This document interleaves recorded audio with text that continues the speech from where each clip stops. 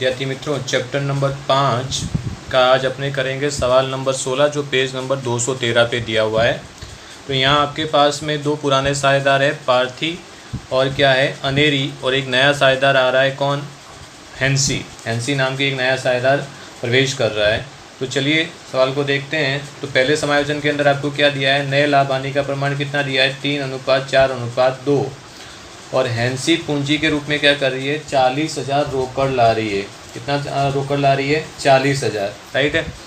तो नए साझेदार की पूंजी खाते के जमा तरफ क्या करके लिखेंगे, रोकड़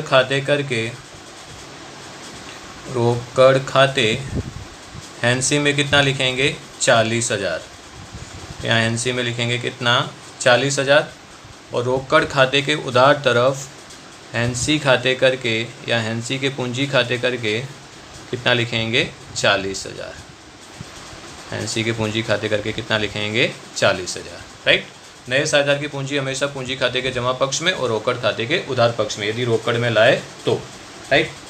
फिर आपको दिया हुआ है लोन पर 1 वर्ष का ब्याज क्या करना है, चुकाना बाकी है। तो अंदर देखिए आपको सवाल में पूंजी दायित्व की तरफ 10% की लोन दी हुई है। कितना है 35,000। तो 35,000 का 10% करेंगे तो 1 साल का ब्याज कितना आएगा 3500। तो वो क्या हुआ, चुकाना बाकी ब्याज, राइट है। तो यहाँ लिखेंगे अपने पूंजी दायित्व की तरफ 10% की लोन, 10% की लोन। कितने की लोन है 35,000 की। 35,000 पर 10% की दर से 1 वर्ष का ब्याज निकाला तो ब्याज कितना आया लोन का 3500। कितना ब्याज आया 3500, यानी टोटल लोन कितने की हो गई 38,500 की। और लोन का ब्याज आपने क्या किया है, चुकाना बाकी है। तो लोन का ब्याज लिखेंगे पुनः मूल्यांकन खाते के उधार पक्ष में। लोन का ब्याज कितनी रकम है 3500, क्लियर, राइट। 1 वर्ष का 10% की दर से आपने क्या किया, ब्याज निकाला। उसके बाद लिखा है पार्श्वी ने निजी खर्च के चुकाए 5600 लाभानी खाते क्या किए, उधार किए। अब पार्श्वी कौन है, आपकी साझेदार है। तो साझेदार का निजी खर्च यानी एक प्रकार का क्या है, आहरण है। तो आहरण अपने कहाँ पे लिखते हैं, पूंजी खाते के उधार तरफ। अब यहाँ इन्होंने क्या किया है 5600 आहरण किया है, जो लाभानी खाते क्या किया है, उधार किया है। तो उसको अपने लिखेंगे पूंजी खाते के उधार तरफ और पुनः मूल्यांकन खाते के जमा तरफ।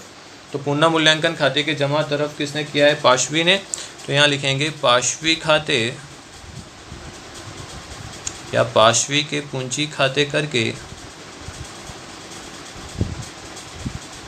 कितना लिखेंगे 5600, राइट। और साझेदार के पूंजी खाते के उधार तरफ लिखेंगे पुनः मूल्यांकन खाते करके पार्श्वी के अंदर लिखेंगे कितना 5600, राइट। तो साझेदार का नाम दिया तो उसकी असर कहाँ पे होगी, पूंजी खाते या चालू खाते के उधार या जमा पक्ष में। उसके बाद लिखा है पुनर्गठन खर्च के रूप में 8,400 अनेरी ने चुकाया है। यानी पुनर्मूल्यांकन का जो खर्च हुआ पुनर्गठन का, तो वो किसने चुकाया है, साझेदार ने चुकाया है। तो साझेदार चुकाएगा तो पूंजी खाते के कौन से पक्ष में लिखेंगे, जमा पक्ष में, और पुनः मूल्यांकन खाते के कौन से पक्ष में आएगा, उधार पक्ष में। तो यहाँ लिखेंगे पुनः मूल्यांकन खाते के उधार पक्ष में अनेरी के पूंजी खाते, अनेरी के पूंजी खाते करके कितना पुनर्गठन खर्च चुकाया उन्होंने 8,400। और यहाँ लिखेंगे पुनः मूल्यांकन खाते करके अनेरी में लिखेंगे कितना 8,400, क्लियर, ओके। खर्च पुनः मूल्यांकन खाते के उधार तरफ और साझेदार ने चुकाया है, इसके लिए साझेदार के पूंजी खाते के जमा पक्ष में। उसके बाद आपको दिया है ख्याति का मूल्यांकन, कितना दिया है 90,000 का। तो चलिए ख्याति का कैलकुलेशन कर लेते हैं अपने। तो यहाँ देखिए ख्याति का कैलकुलेशन करते हैं अपने। तो टोटल आपको ख्याति कितनी दी हुई है 90,000। तो यहाँ लिखेंगे ख्याति का मूल्यांकन कितना दिया है आपको, कुल ख्याति 90,000 दी हुई है। अब सबसे पहले अपने त्याग का अनुपात निकाल देते हैं। तो पुराना अनुपात आपको कितना दिया हुआ है, तो पुराना अनुपात दिया है 2:1। तो यहाँ लिखते हैं पुराना अनुपात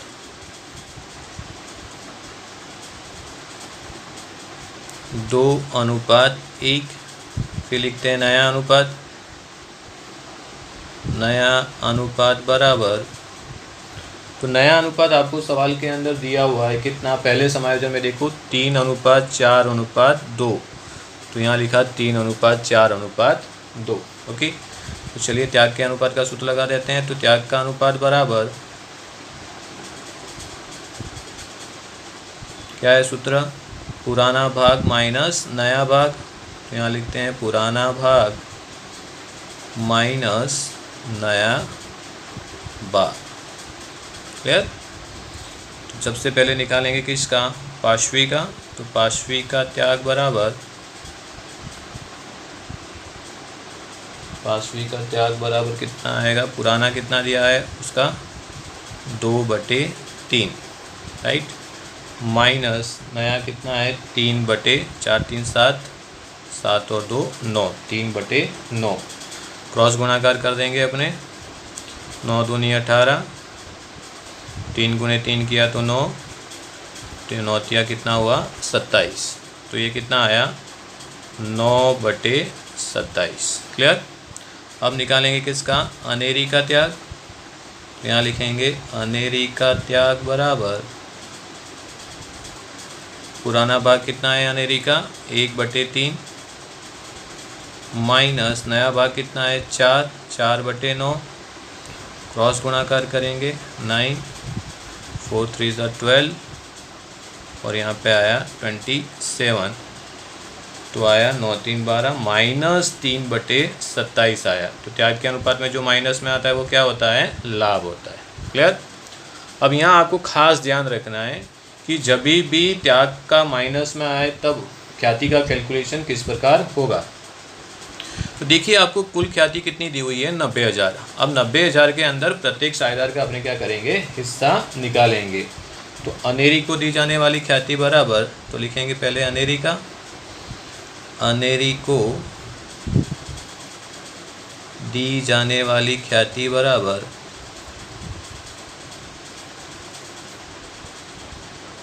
अनेरी को लाभ मिल रहा है ना, तो 90,000 गुणे कितना करेंगे 3/27। तो कितना आया 90,000 गुणे 3/27 करो, कितना आया 10,000। ओके। अब किसका निकालेंगे, हैंसी को दी जाने वाली ख्याति।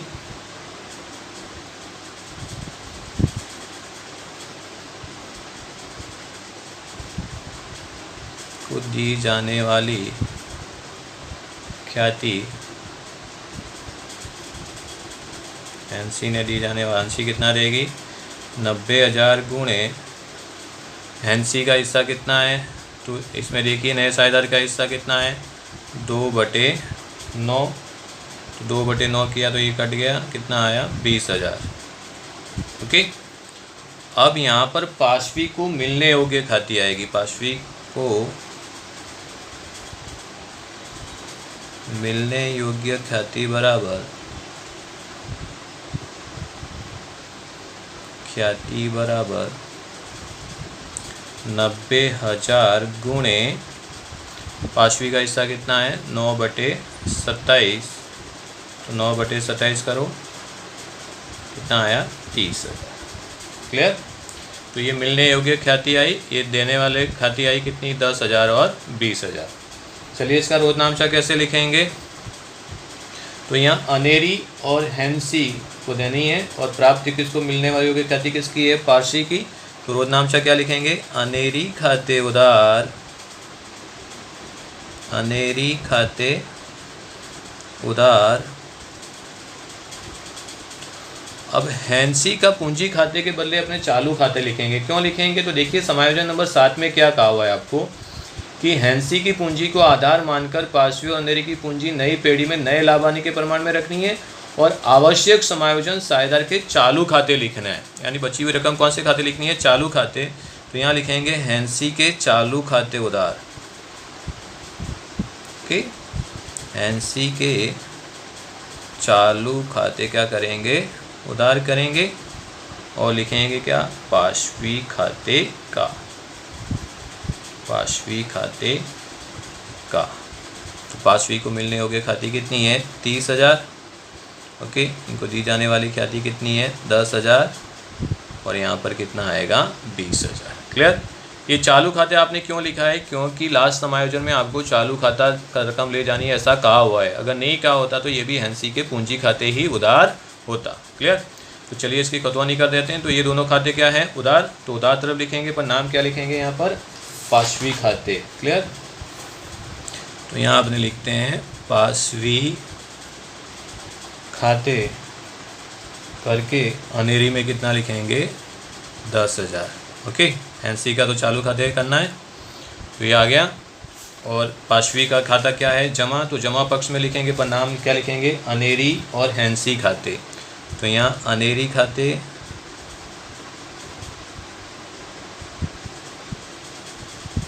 और यहाँ लिखेंगे हैंसी खाते। रकम किस में लिखेंगे, पार्श्वी के अंदर कितना 10,000 और यहाँ लिखेंगे 20,000। अनेरी का 10,000 और हैंसी का कितना 20,000। Clear, right. तो ये हो गई आपकी ख्याति की एंट्री। उसके बाद देखिए क्या दिया हुआ है, हैंसी की पूंजी को आधार मानकर पार्श्वी और अनेरी की पूंजी नई पेढ़ी में लाभानी के प्रमाण में रखनी है और आवश्यक समायोजन साझेदार के चालू खाते क्या करना है, लिखना है। तो यहाँ क्या करना है, किसी एक साझेदार की पूंजी को आधार मानकर अन्य साझेदार की पूंजी को क्या करना है, आपको ज्ञात करना है। तो देखिए कैसे ज्ञात करते हैं, इसका कैलकुलेशन खास समझें।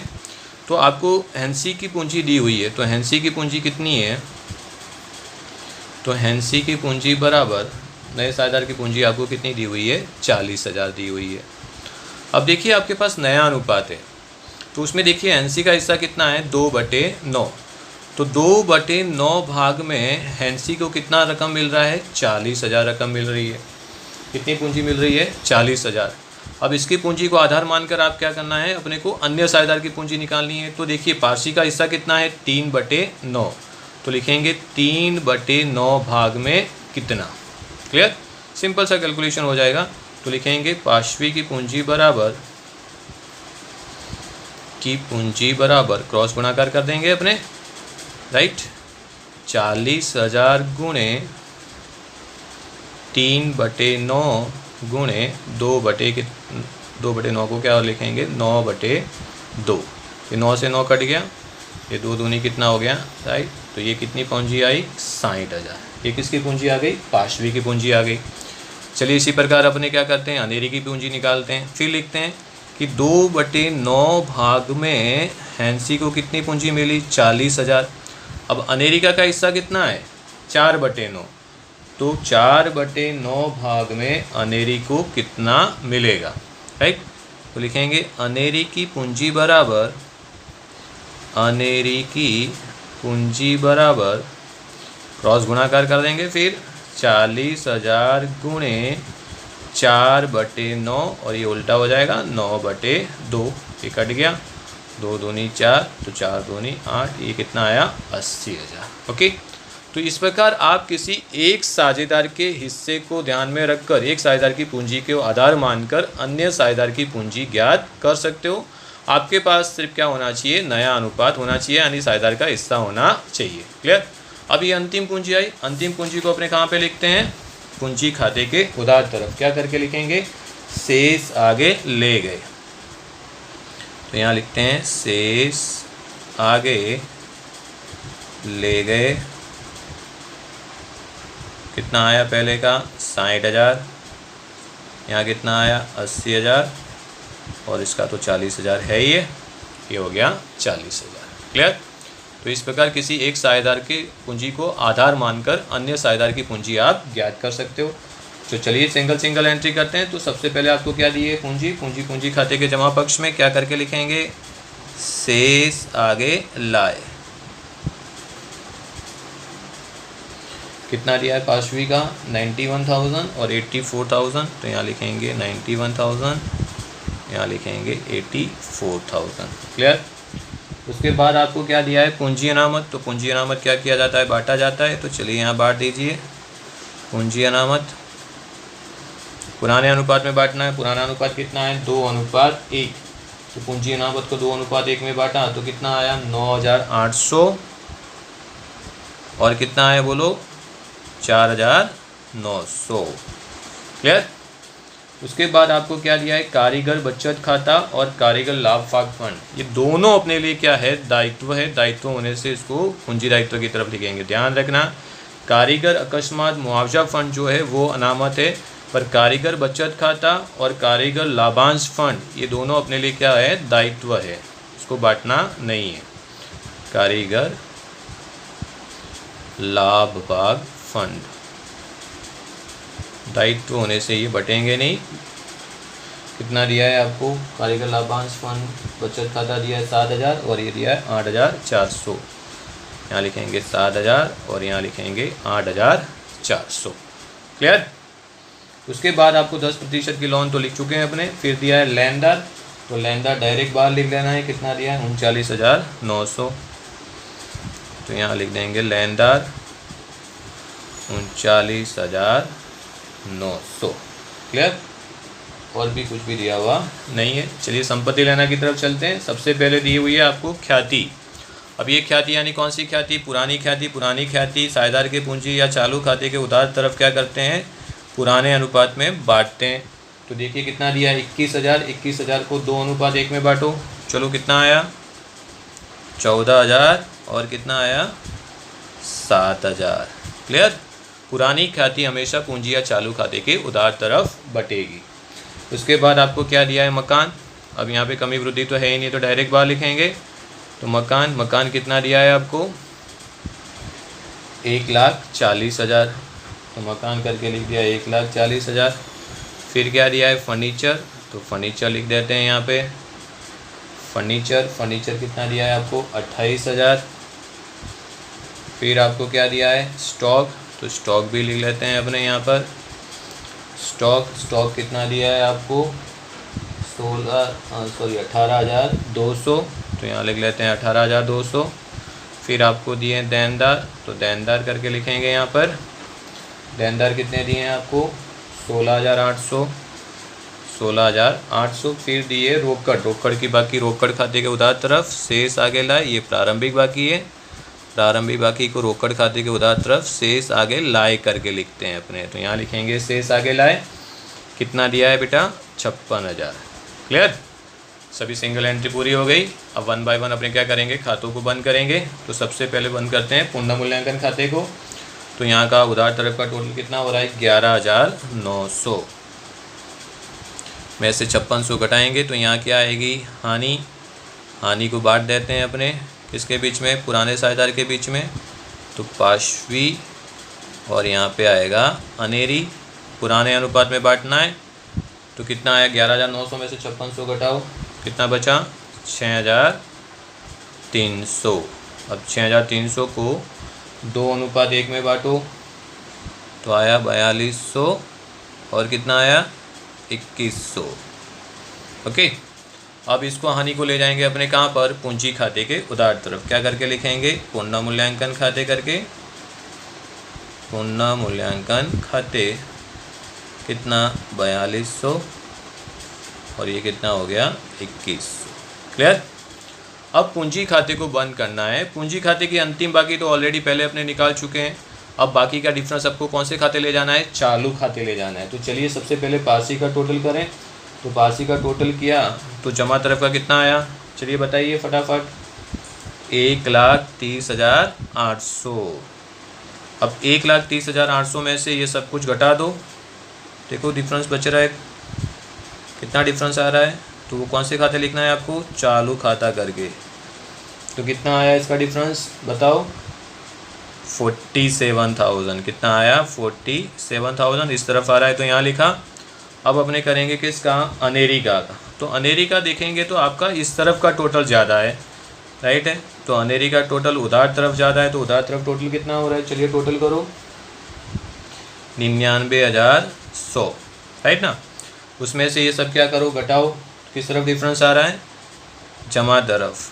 कितना डिफरेंस आएगा बताओ जल्दी से, चालू खाता करके कितना आया, 1,800। ओके, यहाँ लिख लिया 99,100। यहाँ 40,000 का 40,000, यहाँ पे भी 40,000 का 40,000। क्लियर। अब ये चालू खाते का चालू खाते में उधार तरफ डिफरेंस जो आया पूंजी खाते का, उसको अपने कहाँ पे ले जाएंगे, आर्थिक चिट्ठे के पूंजी दायित्व की तरफ। पहले तो सबसे पहले तो पूंजी लिख लेते हैं अपने। पूंजी अंतिम आ गई है, यहाँ पूंजी टाइटल दे दिया, यहाँ लिख लिया पार्थी अनेरी और क्या नाम है इसका, हैंसी। कितना था 60,000।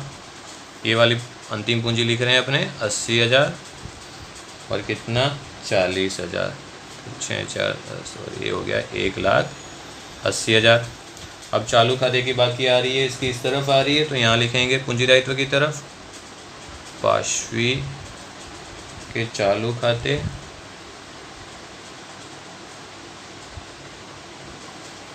चालू खाता कितना 47,000। इसका इस तरफ आ रहा है तो ये संपत्ति लेना की तरफ जाएगा। अंधेरी का चालू खाता कितना था 1800 और यहाँ आपने लिखा था किसका, हैंसी का चालू खाता, राइट है। तो हैंसी का चालू खाता भी इस तरफ आएगा, वो भी लिखना है आपको, हैंसी का चालू खाता। हैंसी का डिफरेंस भी चालू खाते लिखना था आपको। चालू खाता करके कितना लिखा 20,000, राइट। चलिए रोकड़ खाता बंद कर देते हैं 549, तो ये हो गया 96,000। तो अंतिम बाकी आई 96,000, यहाँ लिखेंगे शेष आगे ले गए, राइट। यहाँ लिखो 96,000। अब ये जो बाकी आएगी कहाँ पे लिखेंगे, अपने संपत्ति लेना की तरफ। क्या करके लिखना है, रोकड़ करके कितना 96,000, ओके। चलिए अब आर्थिक चिट्ठे का टोटल करें, दोनों पक्षों का योग समान आ रहा है कि नहीं आ रहा है। चलिए बताइए पूंजी दायित्व का कितना आया, 3,20,800। तो इस तरफ भी कितना आएगा 3,20,800, ओके। तो ये था आपका सवाल नंबर 16, जिसके अंदर खास ध्यान रखना है, जब माइनस के अंदर त्याग का अनुपात आए तो जो आपको ख्याति दी है उसमें सबका हिस्सा निकाल दो, राइट है। उसके बाद जिसको दी जाने वाली ख्याति खाते उधार करो, मिलने होगे ख्याति जिसके खाते हो साझेदार उसके खाते जमा करो, राइट है। फिर किसी एक साझेदार के हिस्से के ऊपर से अन्य साझेदार की पूंजी निकालने का कैलकुलेशन खास सीखें, राइट है। इससे रिलेटेड एक उदाहरण भी आपको दिया हुआ है, उसको करें। होप सो कि आपको ये सवाल समझ में आ चुका होगा। Thank you very much. जय हिंद, जय भारत, स्वस्थ रहिए, मस्त रहिए।